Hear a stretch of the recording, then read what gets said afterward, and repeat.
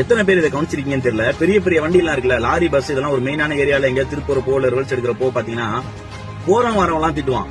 போறவங்க வரவெல்லாம் திட்டுவானா bad words எல்லாம் use பண்ணி திட்டுறது அந்த மாதிரிலாம் திட்டுவான். இத்தனைக்கு இவங்க மேல தப்பே இருக்காது, ஆனா திட்டுவான். ஆனா அங்கெல்லாம் வந்து அவங்க கோவப்படாம வண்டியில உட்காந்துட்டு அவங்க வேலை என்னமோ அதை மட்டும் தான் பாப்பாங்க. திருப்புறதுனா திருப்புவாங்க, போறதுனா அது மட்டும் தான் பாப்பாங்க. அதுக்கு பின்னாடி ஒரு ரீசன் இருக்கு. அப்பெல்லாம் வந்து ஹெவி லைசன்ஸ் போடும்போது கொஞ்சம் வருஷத்துக்கு முன்னாடி ஒரு கிளாஸ் மாதிரி ஒரு சில பாயிண்ட்லாம் இருக்கும். அதுல வந்து ஃபர்ஸ்ட் 2 பாயிண்ட் வந்து என்னன்னா, ஓட்டுநருக்கு வந்து ஃபர்ஸ்ட் சகிப்புத்தன்மையும், ரெண்டாவது வந்து பொறுமையும் தான் ரொம்ப ரொம்ப முக்கியம். நீங்க ஒரு இடத்துல இருந்து ஆளுங்களை ஏற்றிட்டு போனாலும் சரி, லோடு ஏற்றிட்டு போனாலும் சரி, உங்களோட வேலை பாயிண்ட் டு பாயிண்ட் நல்லபடியா கொண்டு போய் சேர்க்கிறது உங்களோட கடமை. இடையில வரதெல்லாம் ஒரு இதாவே மதிக்க கூடாது. அதெல்லாம் அப்படிதான் அப்படின்ற மாதிரி ஒரு இதே இருக்கும்.